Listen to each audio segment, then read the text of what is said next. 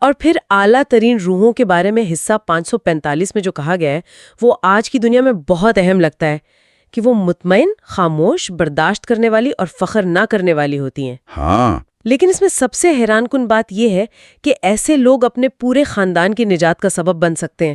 یہ ایک بہت بڑی ذمہ داری بھی ہے اور ایک بہت بڑا انعام بھی۔ بالکل، اور جس طرح ایک نیک شخص دوسروں کو اوپر اٹھا سکتا ہے، اسی طرح متن اس کے برعکس تصویر بھی دکھاتا ہے۔ صحیح۔ حصہ 548 ایک سنگین انتباہ دیتا ہے کہ جو لوگ اپنے فرائض میں بے قاعدہ اور گناہ کی زندگی گزارتے ہیں وہ نہ صرف خود ڈوبتے ہیں بلکہ اپنے آس پاس کے لوگوں کو بھی ڈبو دیتے ہیں۔ آپ کے اعمال صرف آپ تک محدود نہیں رہتے۔ تو وہ کون سی غلطیاں ہیں جو انسان کو اس گڑھے میں گراتی ہیں؟ حصہ 549 انہیں دھوکے باز اور غیبت کرنے والا کہتا ہے۔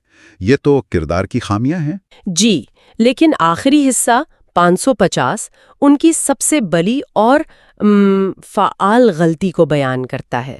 وہ صرف خود گناہ نہیں کرتے بلکہ دوسروں کو بھی۔ ہاں، وہ مذہب کے خلاف بحث کرتے ہیں اور اپنے آس پاس کے لوگوں کو بھی فرائض کی ادائیگی سے روکتے ہیں۔ مطلب یہ صرف خود گمراہ ہونا نہیں ہے بلکہ دوسروں کے لیے بھی راستے میں رکاوٹ بننا ہے۔ جی، اور متن کے مطابق یہ روحانی سفر میں سب سے بڑا جرم ہے۔